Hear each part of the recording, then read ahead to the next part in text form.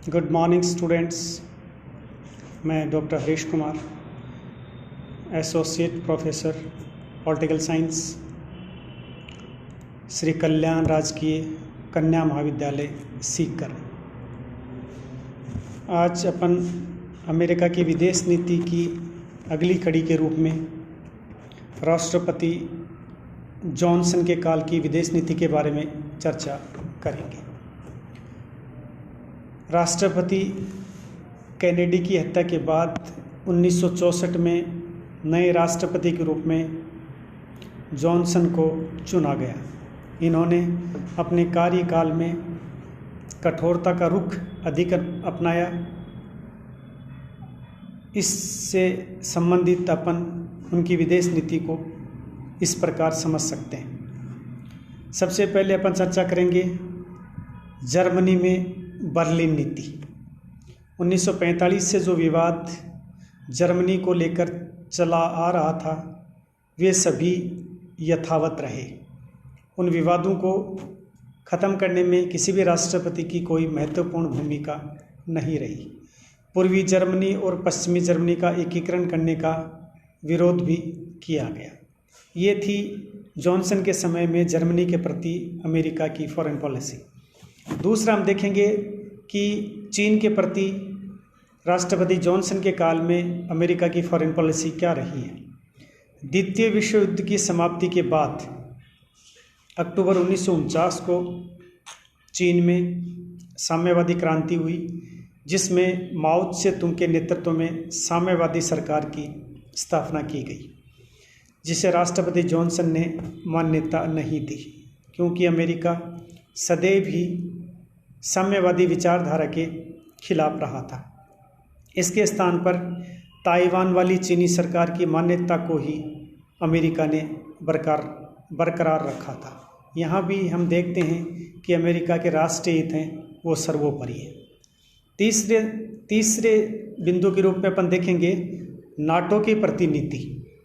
NATO संगठन में आंतरिक विवाद के कारण नाटो का मुख्यालय पेरिस से हटाकर जॉनसन ने बेल्जियम में स्थापित कर दिया था। जो कि पहले पेरिस में था, उसको हटाकर उसने अपनी सुविधा के हिसाब से, और राष्ट्रपति जॉनसन ने उसको बेल्जियम में स्थापित कर दिया। इससे नाटो संगठन से फ्रांस है वो बाहर हो गया, जिसके कारण अमेरिका को काफ़ी क्षति हुई।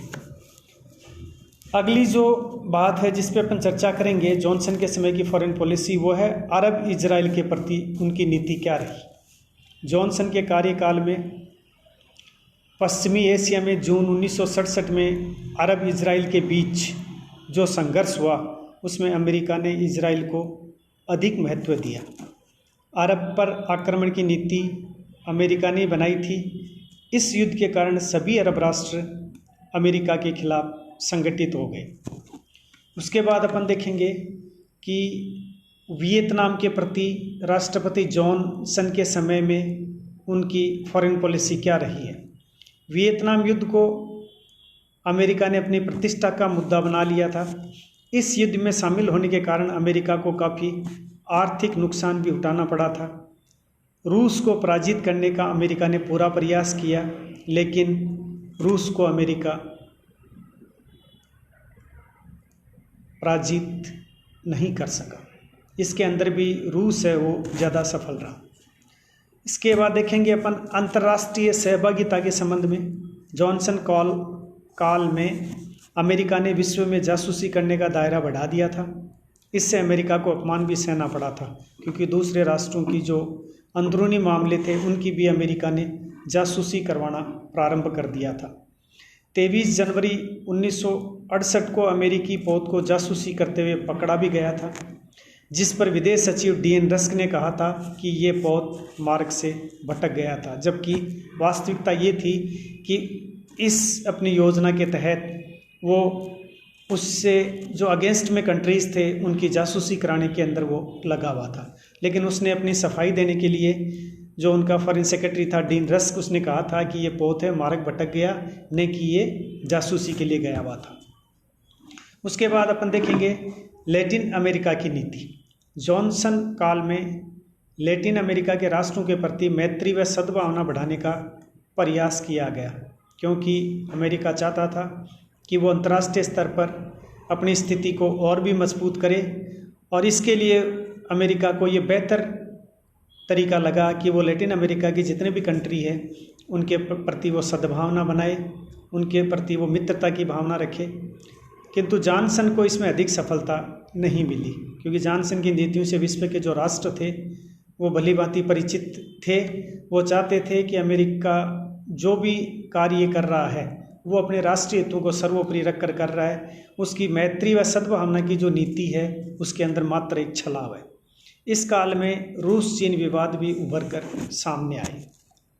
उसके बाद अपन देखेंगे कि नई खोज की नीति जो कि राष्ट्रपति जॉनसन के समय में विदेश नीति के संदर्भ में जो अपनाई गई, उसमें प्रारंभिक काल में अमेरिका ने पश्चिमी यूरोप के राष्ट्रों को आर्थिक सहायता उपलब्ध कराई थी, मगर इसका धीरे धीरे विरोध किया जाने लगा, क्योंकि अमेरिका की जो आर्थिक सहायता कराने की जो नीति थी उसके पीछे उद्देश्य उन संबंधित राष्ट्रों के विकास को महत्व देना नहीं था, बल्कि वो अपने राष्ट्रीय हितों को ध्यान में रखते हुए दूसरे विश्व के जो राष्ट्र थे उनको मदद कर रहा था। इस कारण विश्व के बाकी जो राष्ट्र हैं उन्होंने इस चीज़ का विरोध किया।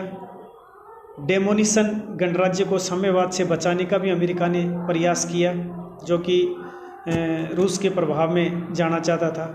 इससे अमेरिका ने नए यूरोप की खोज करने का भी प्रयास किया। ये उनका एक नया तरीका था जिससे वो अपने साथ विश्व के जो राष्ट्र थे उनको आर्थिक व सैनिक सहायता देकर अपने पक्ष में करने का वो प्रयास कर रहा था। Thank you students.